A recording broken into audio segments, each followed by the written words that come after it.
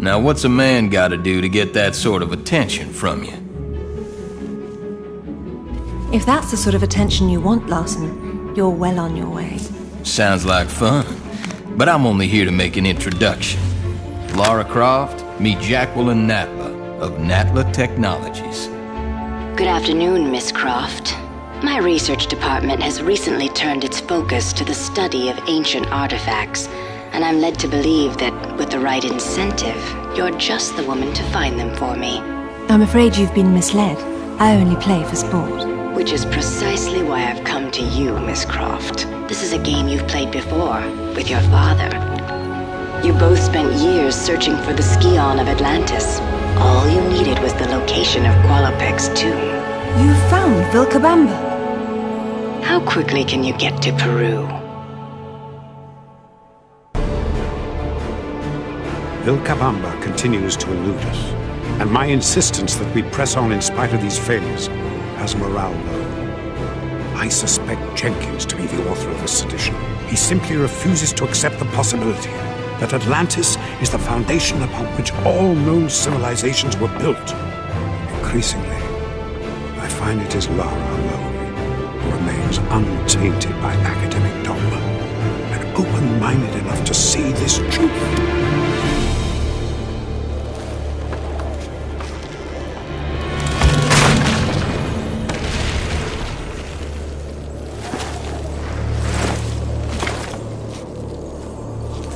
¡Lo siento! No traje bastante cuerda.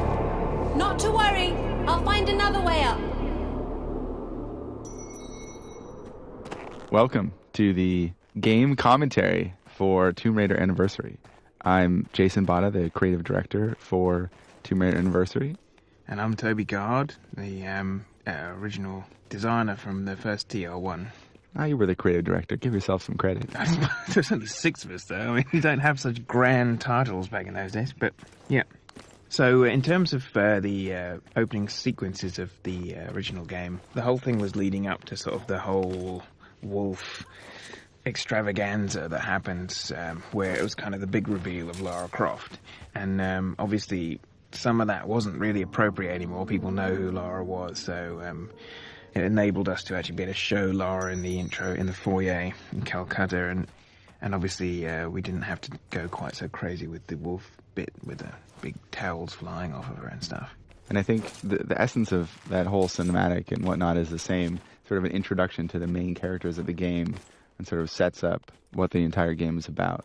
So that sort of remains unchanged. Yep. Yeah, we sort of tried to follow a lot of the shots from the original game, sort of inspiration for us throughout the entire game, but for this opening scene as well.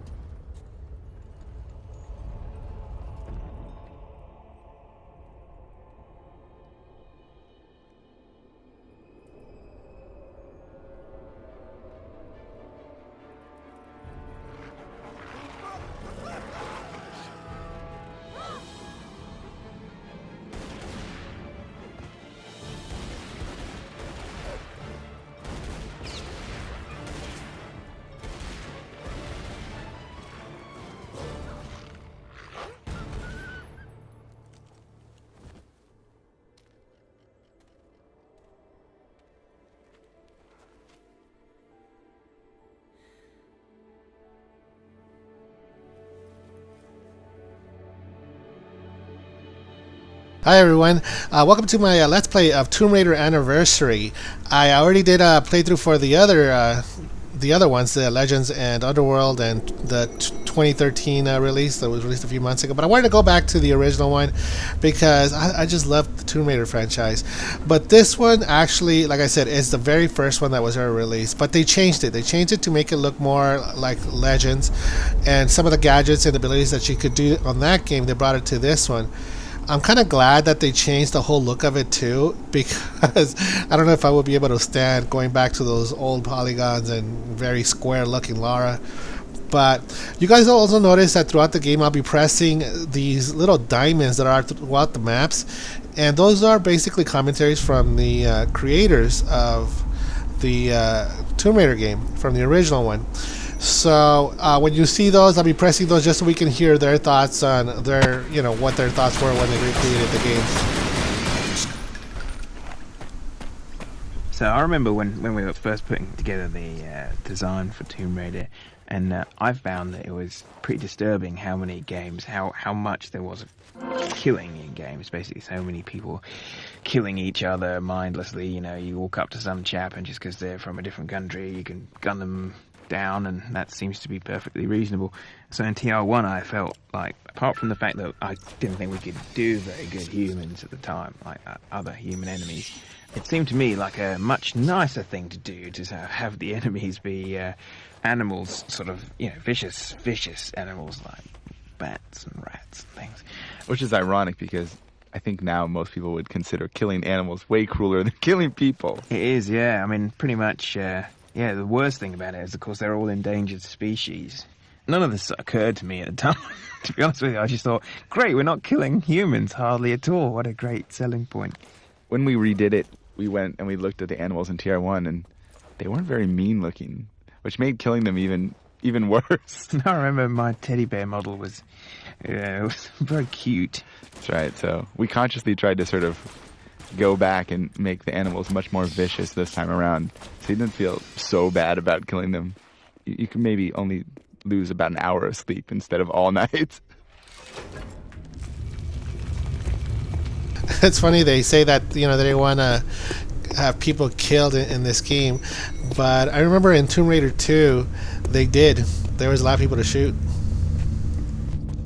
So this was one of the rooms, the Wolf Bridge room, essentially. So early on in the game, in the original Tomb Raider, where it's really just, hey look, there's going to be some big baddies that you're going to fight at some point, but you're able to sort of stand above them and shoot them to death. Lara's so mean. Yeah, well, or you could just leave them alone, I suppose.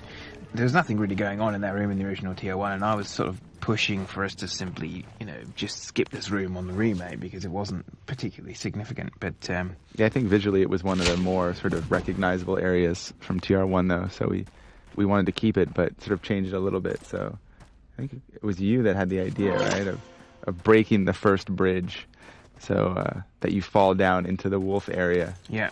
So really, basically, make life difficult for the animal lovers. Right. You have to kill the wolves now, or they kill you. The people who didn't kill the wolves, didn't snipe the wolves, basically get the worst deal. That's right. Plus, it makes the second bridge a little bit more intense now. That's the big one, yeah. Yeah. You know, I do remember playing the first Tomb Raider, and it was the game. Tomb Raider was the game that actually brought me back to gaming. There was a time where gaming had just gone stale for me. There was like really no titles out there that was getting me excited anymore. And the only system I really owned was the Nintendo. I think the SNES was the one, but I was kind of done with it. And then I went to my friend's house, and he owned the PlayStation. And one of the first houses he owned was the Tomb Raider. And he wanted to show me, basically, he wanted to show off the girl. He was like, look at this chick, dude. It's almost like Indiana Jones, but you get to explore and stuff. And I remember that scene inside with where the wolves were. That's where I remember him being in that scene. And that's where it won me over. I don't know. There was just something about exploring, and the world was in 3D. It wasn't a side-scroller. That it really made me think like, wow, you know what? It really got me interested. I really wanted to play this new. I wanted to get the new system because I thought that this was the direction that gaming was going. 3D was it, and especially because the Tomb Raider game had really gotten my attention.